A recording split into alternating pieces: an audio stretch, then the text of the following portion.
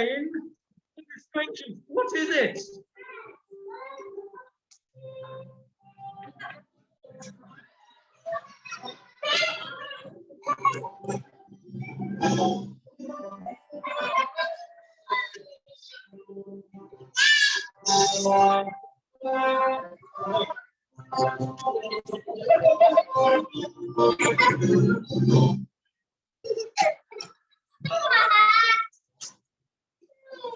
Fear not, I am here to save you.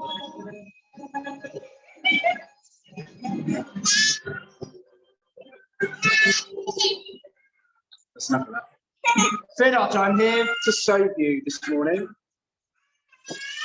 with my magical and supernatural powers. Do you want to hear some of them? Yeah.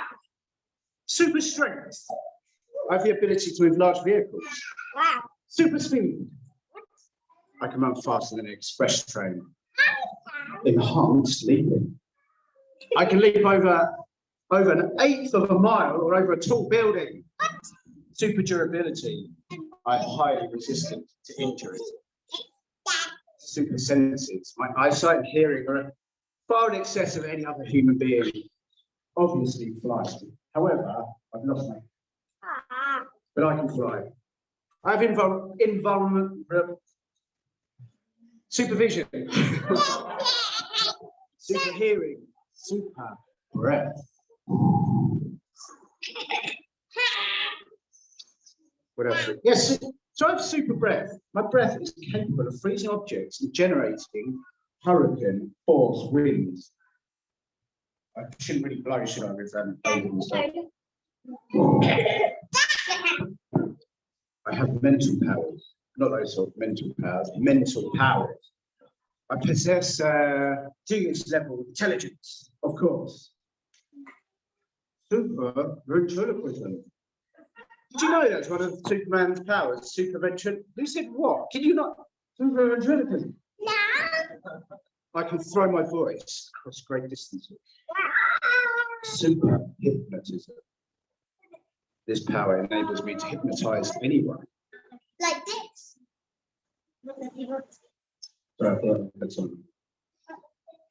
I have healing. Superman.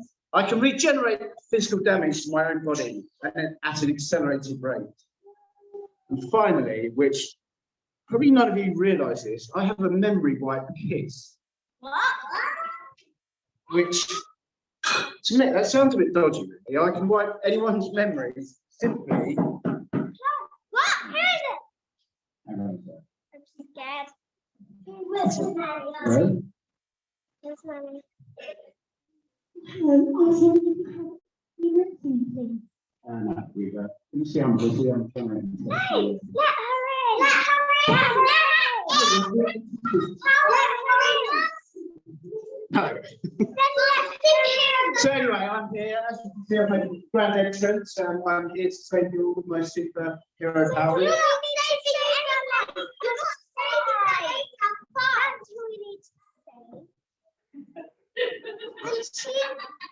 Cool. We haven't got time. We've got a lot to get through this morning, so let her in. It's all about the entrance, isn't it? It's all about making that big impression, that first impression. It's all about showing my power, what I can do for you guys. Let the lady in. You let the lady in? Yeah.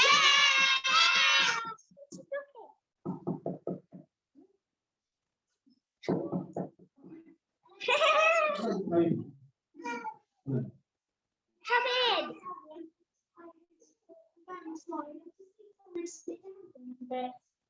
Okay.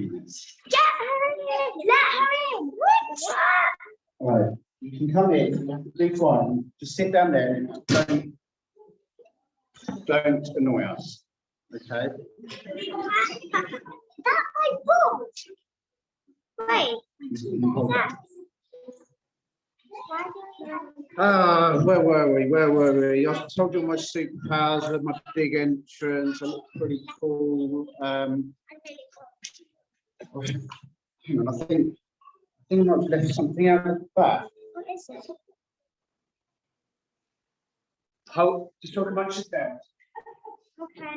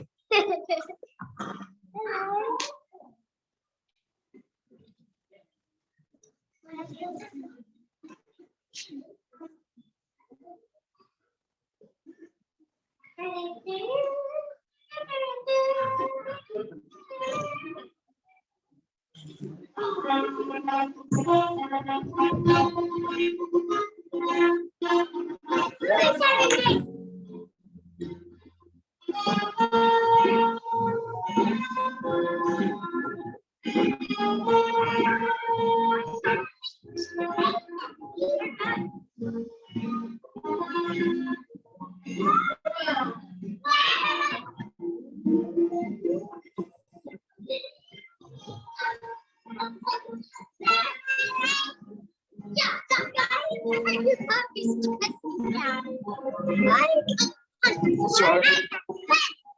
Can I open the door? So guys, so as you see, it is all about the entrance, isn't it? It's taking that first impression. So, who's that? Does anyone know? No, someone. Anyone? Anyone? Tyson Fury. So boxers, it's all about the bravado, isn't it? The ego, the arrogance. Even if you're not, you have to enter the do your ring walk in a way to psychologically convince everyone watching that you are that you are the best, that you are the real deal, the complete package. I did a ring walk once in my short-lived boxing career, and the only person I was trying to convince was myself that I wasn't going to get knocked out in 5 seconds, and it worked. So I've got some quotes actually. See if you can guess who these quotes are from. I'm young, I'm handsome, I'm fast, I can't possibly be beat.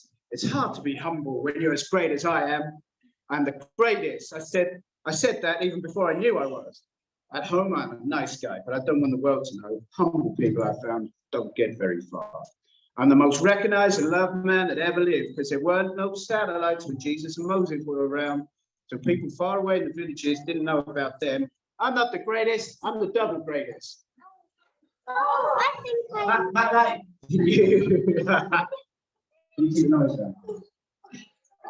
anyone who? Yes, well done, Malcolm. Here's another quote. For me, it's about being a star. I can't do this accent. Being a superstar, and not just winning a world title, but becoming the best ever British fighter the country's ever had. That's what I am, and that's what I intend to do. That was Tyson Fury. Here's a little aside, but I thought this was quite funny. Jake LaMotta said this: the 3 toughest fighters I have ever fought were Sugar Ray Robinson, and Sugar Ray Robinson. I fought Sugar so many times, I'm surprised I'm not diabetic. But yeah, I just thought that was funny. So yeah, so again, the boxer, he needs to come in with his bravado, thinking he's the #1, even if he's not. It's all about the entrance, isn't it? It's all about what he can make people think he is, or usually he isn't. There can only be one winner.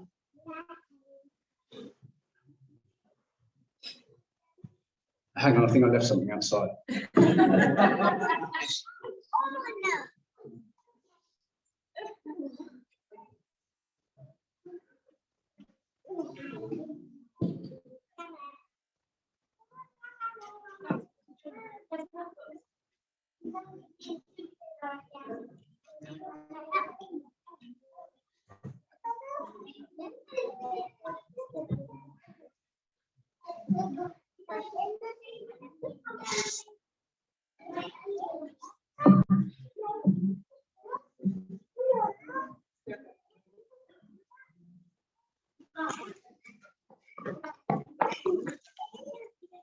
I see you.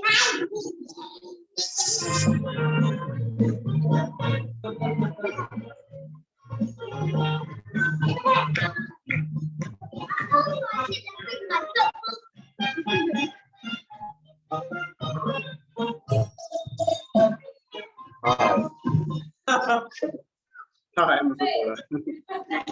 I can't drive. Okay, now talking about big entrances. Who's ever seen when Who's ever seen when like a big Premiership team buys a new player, or like Sierra or buys a new player, and they have a big like welcoming like ceremony, don't they?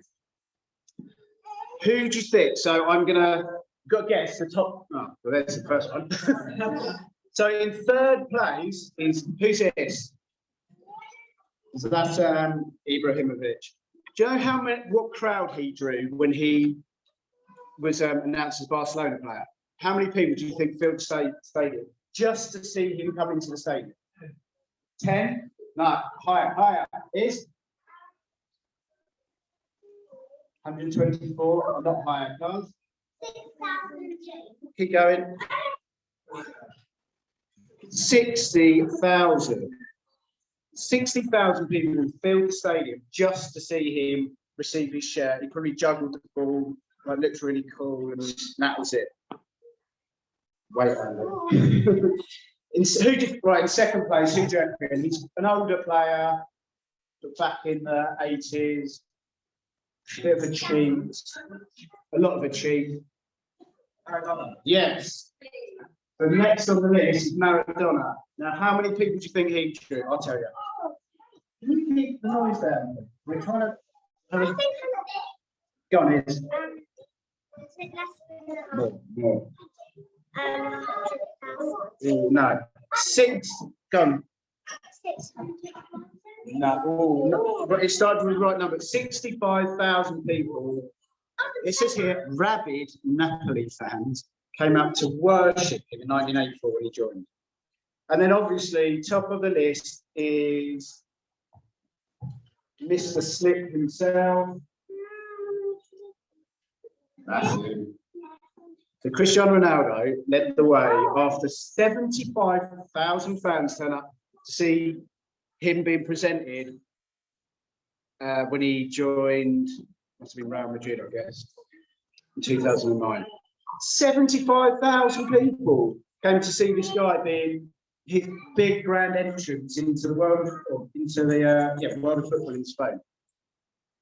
What an entrance! The money, the wealth, the fame, the adoration. That's what it's all about, isn't it? Yeah? But surely this is the type of personality and character trait that we all should aspire to be, though, isn't it? These inspirational contemporary figures are a role model, and it's important for us to be like them. What do you reckon, guys? Should we be like these? But surely it's important to be dominant, proud, assertive, egotistical, pretentious, loud, brash, arrogant. We need to be seen and heard. It's all about me, my wants, my needs, my desires, my happiness, and obviously my self-importance. There's a little boy in the States called Ryan. I don't know if you've heard of him. So basically, he's a YouTuber, if you know what that means. I don't. And pretty much all he does is open presents stuff online. He earned last year, he's 9 years old, he earned last year from his YouTube channel. How much do you reckon? 3 million. Higher. Times it by 10. $30 million from running his YouTube channel. Which, you know, fair play to him. But he's 9 years old, and the channel, do you know what it's called? Ryan's World. Now, I really feel for this little kid, this little boy. I really feel for him that how do you grow up being grounded by having a empire named after yourself, Ryan's World? 30 million. I fear for his ability to keep his feet on the ground. So that's pretty much it, guys. To get anywhere in life, you need to make a big entrance. You need to let the world know who you are and how important you are. Your feelings and happiness should be your main priority. Surround yourself with people that make you feel good. Anyone else is not worth your time and effort. The more you get liked, the better you will feel about yourself. If it makes you happy, you guys do it. If ooh, not you again. What is it now?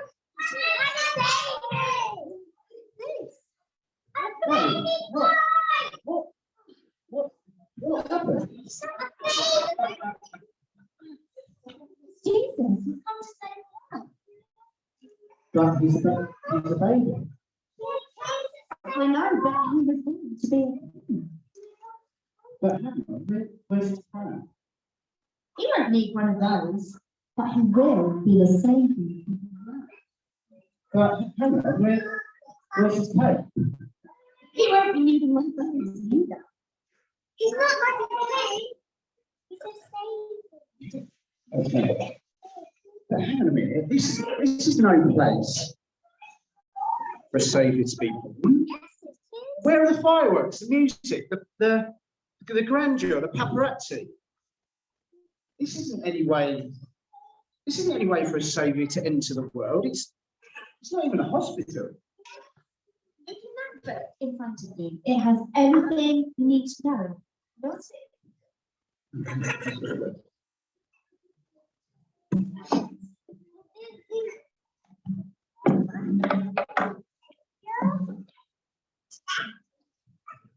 It's right, isn't it?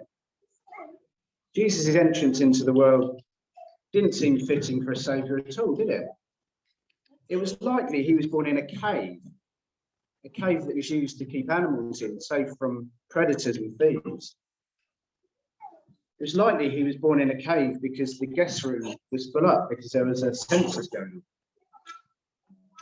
There's a lot in the way that the nativity story is often told and sung about in carols that isn't strictly true or correct in terms of biblical text, because the Bible actually doesn't give us a lot of information about it. So it's understandable that the human imagination will try and fill the gaps. However, one thing about the popular understanding of the story that is absolutely correct is that God entered the world in humble circumstance. His first crib was a manger, an animal's feeding trough, which is not a glamorous situation at all, is it? If he wanted to, God could have arranged the biggest entrance ever. There could have been explosions, music, angels, lights, chariots, royalty, processions, and things our minds can even begin to imagine. But no, he came into this world in a stable, out of sight, not even with a ripple of applause. You can't think of a more complete change in the situation of the eternal Son of God coming from heaven to earth. The great preacher Spurgeon famously puts it, he who had once been waited on by angels becomes a servant of servants, takes a towel, girds himself, and washes his disciples' feet. He who was once honoured with the hallelujahs of ages is now spit upon and despised. The turnaround in circumstances for the Son of God was a deliberate one. It had a purpose. This was for our sake, so that we, through his poverty, might become rich. Jesus identified with us. The life and death and resurrection of Christ turned our circumstances around, moving us from one end of the spiritual spectrum to the other, from fear to faith, from self-interest to self-giving, from ignorance to understanding, and from sin to salvation. You see, Jesus was not a person easily moved to rage and anger by little insults. He was not easily ruffled or knocked off guard into frantic fear and worry. He was not easily irritated or provoked to loud, passionate reactions. He was spiritually composed and strong. He was the epitome of meekness. Guys, you know what meekness means? So think about a big lion, mummy lion. Think of the power that the mummy lion has. Like it could bite your arm off just like that. But if you see a mummy lion with a baby lion, the way she puts the baby lion up her mouth. So the lion is strong but gentle, which is the same as Jesus. Strong but gentle. He was the epitome of meekness. Strong but gentle, confident but not egotistical. He was born in a humble stable because he was the real deal. You see, when you are the real deal, you're not easily swayed. You don't have to amp people up or get their adrenaline going. when you are the real deal, you don't need lasers, fog machines, countdowns, pyrotechnics, drum rolls, red carpets, horses, military parades, and so on. You don't have to react to the opinions and pressures and tactics of everything around you. As the real deal, you do what you do with meekness, unimpressive, non-showy meekness. Jesus had the perfect character. He was loving, selfless, giving, compassionate, servant-hearted, forgiving, gentle, patient, and humble. How loving, how generous, how selfless, how humble. Well, enough to allow those he loved abandoned, mocked, beat, spit on, and eventually killed. I'm going to read from Philippians 2, 3 to 11. I'm going to read it from the Message, so it might sound a little different. It says this: if you've got anything at all out of following Christ, if his love has made any difference in your life, if being in a community of the Spirit means anything to you, if you have a heart, if you care, then listen. Love each other. Be deep-spirited friends. Don't push your way to the front. Don't sweet talk your way to the top. Put yourself aside and help others get ahead. That's a tough one, isn't it? Put yourself aside and let others get ahead. Don't be obsessed with getting your own advantage. Forget yourselves long enough to lend a helping hand. Think of yourselves the way Christ Jesus thought of himself. He had equal status with God, but didn't think so much of himself that he had to cling to the advantages of that status no matter what. Not at all. When the time came, he set aside the privilege of deity and took on the status of a slave, became a human. Having become human, he stayed human. It was an incredibly humbling process. He didn't claim special privileges. Instead, he lived a selfless, obedient life and then died a selfless, obedient death. And the worst kind of death of that, crucifixion. Because of that obedience, God lifted him high and honored him far beyond anyone or anything ever. So that all created things in heaven and on earth, even those long ago dead and buried, will bow in worship before this Jesus Christ and call out in praise that he is the master of all, to the glorious honor of God. Jesus didn't need a grand entrance because he was and is the real deal. There might not be anything new to be said about the baby in the manger in the Christmas story, but until we've thoroughly remembered and embedded in our hearts what it's all about in our lives every day, then the old story needs to be repeated. Jesus, though he was rich, became poor, so that by grace we might become rich. Believe it.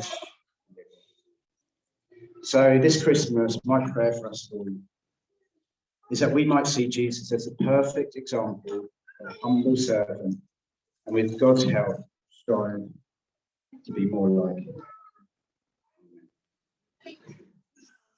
Father God, thank you for this morning. Thank you for fun and games, Lord. Thank you for everyone here, Father, everyone at home. Oh, Jesus, thank you for this timely reminder of what it is to follow you. Thank you for this timely reminder of your character, Lord. And I just pray now that we can yearn to be more like you, Father. We can see you as a perfect, shining example that over this Christmas period and then forever strive with God's help to be more like you, Lord. Help us to put others first. Help us to put ourselves second. We love you, Lord, and thank you for everything you've done in our lives and you'll do in our lives. In your precious and holy name.